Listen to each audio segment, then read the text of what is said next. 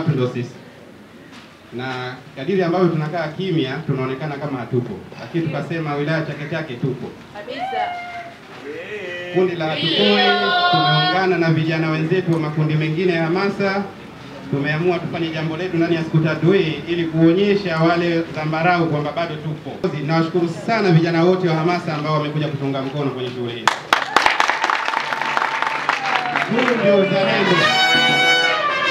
Huu ndio uzalendo na ndio kukipenda chama, kwa sababu chama chetu kinawalea vijana kuwa viongozi wa leo na kesho. Na haya ndio malezi ambayo tunaendelea kuyafanya. Sasa niwaombe tu vijana kwamba tuendelee kushirikiana, tuendelee kushikamana, tuendelee kupendana kwa maslahi ya chama.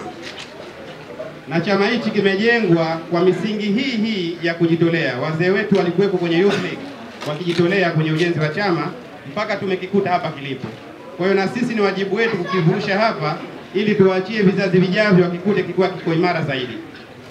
Twendeni nyumba kwa nyumba, kituo kwa kituo kwa ajili ya kuhamasishana. Ikifika Oktoba, tarehe ya uchaguzi itakapotangazwa, twendeni tukapige kura kwa kuwachagua viongozi wetu wanaotokana na Chama cha Mapinduzi, kuanzia marais hadi udiwani. Twendeni tukakielimishe chama chetu cha Mapinduzi. CCM oyee!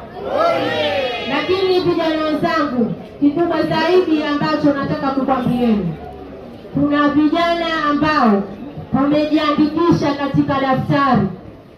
Tusikae nyumbani, ikifika muda ule wingi ambao tumejiandikisha, tutokeni, twendeni tukapige kura. Hata kama unaumwa, siku ile usafiri utakuwepo, twendeni tukapige kura, tukawachague viongozi wetu.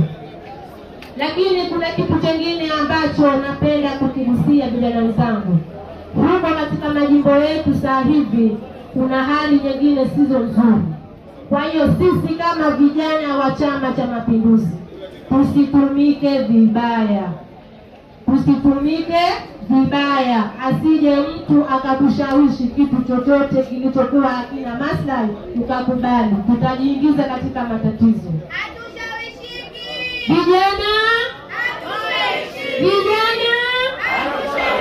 Vijana hatushawishiki. Mimi hilo nalijua. Sisi ni vijana, kazi tupo, tutafanya kazi, si ndio? Asanteni vijana, nawashukuru sana, nawapendeni sana. Yani ilikuwa niongee, lakini mweneza katibu wa hamasa wa hapa wa hili grupu ameongea mengi sana, amenifundisha. Lakini mimi nisiwachoshe, niseme asanteni sana. Mungu awabariki, murudi nyumbani salama. Lakini pia Tukoi tumalize jambo letu kesho salama usalimini. Hatupoi!